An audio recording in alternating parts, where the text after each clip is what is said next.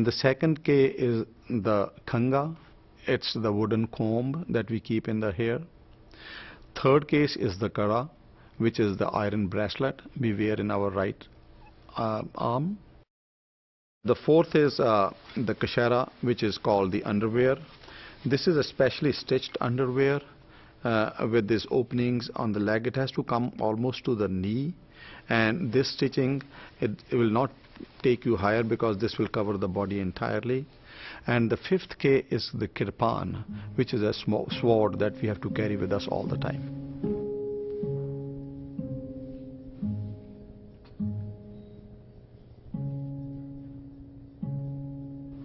Guru Har Gobind Sahib. He is the one who started the concept of Miri and Piri. That means a soldier and as well as a saint. One is how to you live your life in the world, and the second is how to live your life in tune with the God. But to be a saint, you have to protect your saintliness, and to protect your saintliness, you have to be a soldier.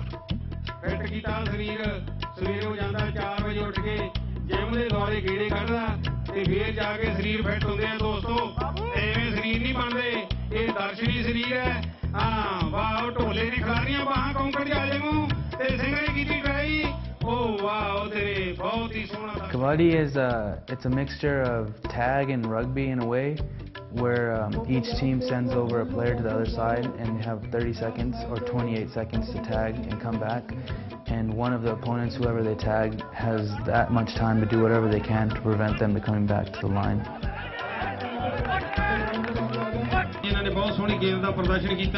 My uncle actually used to play kabaddi, and so I used to go and watch a few of the tournaments, and he should come try it. Participating in it really keeps me close to my culture. You grew up and you were asked a lot of different questions because people weren't really familiar with, and I looked really different because I had a turban. When I actually cut my hair, it felt like, it's almost sad to say, but it kind of opened me up a little bit.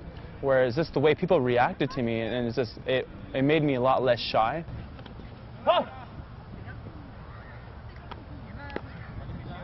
My name is Jaskaran Joel, and I'm from Yuba City, California. A lot of people might not have that knowledge to know why they need to keep their hair, so they don't really care too much for it. What I start off in the morning is I wake up and I comb my hair, and then I tie it up in a bun called a juda.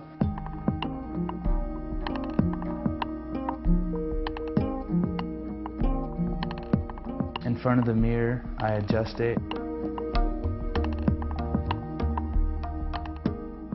and wrap it around my head.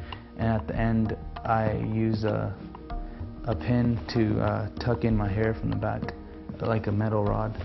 It's called a baj. I actually don't tie my turban traditionally like one should, like the actual bigger version of it. It's called with a nok, like pointy from the front. I tie it round. The reason I haven't cut my hair and I continue to have my hair is because I feel proud.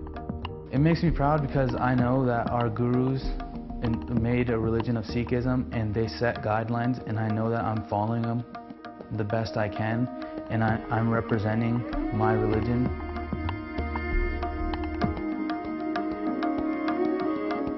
I keep my hair because I like the history, like the Sikh history. It's really proud history, and they're just so brave, and I really like how it symbolizes, those brave people, and also just it's distinctive of the Sikh religion. First you have to put this, and then throw rope, and then do this, then it can be finished. I don't like wear because it is hurting this all thing. When I was sitting, it hurts. My turban gets hot and my disc gets hot. Why? Because when I go out sun and there's hot right there, and I go on and then it gets hot in here. Many Sikh children are understandably unaware of their roots, so their parents have in good old American tradition started Sikh summer camps to help preserve their culture. Here at Pollock Pines in California, Sikhs take a weekend retreat to learn their equivalent of Sunday school. This is a Sikh youth camp which ranges from 5 to like 18, 19-year-olds. Basically, we just teach them like just the basics about Sikhism, and we expand, and we have fun activities, we have games, and it's a lot of fun for the kids. I love going to these Sikh camps. I think these kids are in really good shape because their parents are really involved and they're very active and they're doing all the things that they're supposed to do. It's the kids that don't go to these camps that we're worried about. Like, how do we reach out to them? You know, how do we get them into our community? That's the struggle that we're facing today. It's very important to integrate into American society. I think there are certain assimilation which happens gradually. When it is forced on any group, those groups lose their self-identity, they lose their pride, and actually they become a burden on American society. Sikhs embrace the American dream, but they do not give up their cultural identity. Even many second and third generation Sikhs maintain strong cultural Punjabi or Indian traditions. Nowhere is this more evident than in the practice of arranged marriage. But it has other consequences. Dating, for example, can be fraught with difficulty.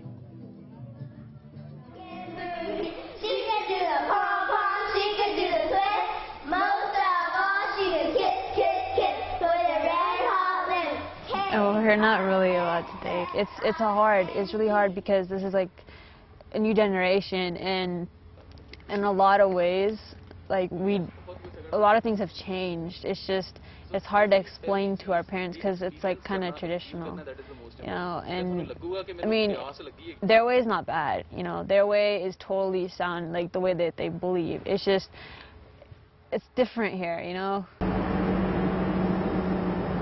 My father owns a trucking company. I was in high school and my dad would look at me like, okay, who is that coming to pick you up? Oh, it's my friend. He's like, okay, you better not think about marrying her. You know how we are. We'll kick you out of the house, you know, because that's what happened to his brother. You know, when he married out of the race, they kicked him out of the house and said, hey, you're on your own. Connect that trailer right there. My father still doesn't know that I have a girlfriend. He doesn't want anybody else to come and say, hey, your son was with so-and-so's daughter, you know, at a restaurant or, you know, out somewhere, you know. It's more of, you know, somebody else coming to tell him, you know, and being shameful. Everything that I have is because of my parents. I went to college. They paid for my whole college tuition. I have a brand new Mustang. So you have all those things going to your mind. What if he says, get out or leave, you know? So where am I going to go, you know, to Kyle's house? He'll probably charge me rent. I don't even have a job. Yeah, well, a lot of the first generation, too, you know, first generation beliefs and stuff. Dating is not something you should be wasting your time on anyways. You know, it should be school, studying, and you know, that's pretty much it. Whether it's a guy or a girl, you know, you shouldn't be out fooling around, as a lot of the first tradition would put it.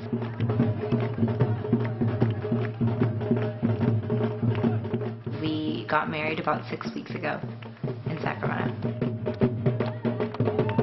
We actually met at a bar. He calls it a lounge. I call it a bar. I don't know why you want to say lounge.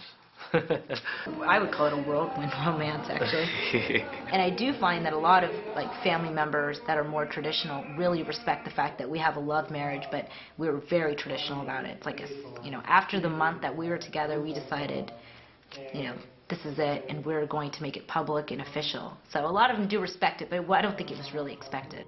In our culture, it's extremely serious, like coming together, the families, and you don't really smile and make expressions. Typically, you just kind of more sad, if anything. While the Sikh religion opposes the caste system, Sikhs, like most Indians, have a difficult time leaving it completely behind.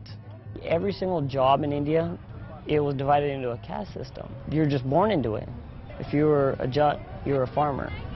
And it still goes on today, you know, and my parents, they feel like I'd rather marry outside the race than marry somebody below my caste. In the Sikh religion, you're not actually supposed to acknowledge the caste. We're not from the same caste, but yeah, technically you're not supposed to acknowledge it. The queen is nice. The new generation doesn't care, but the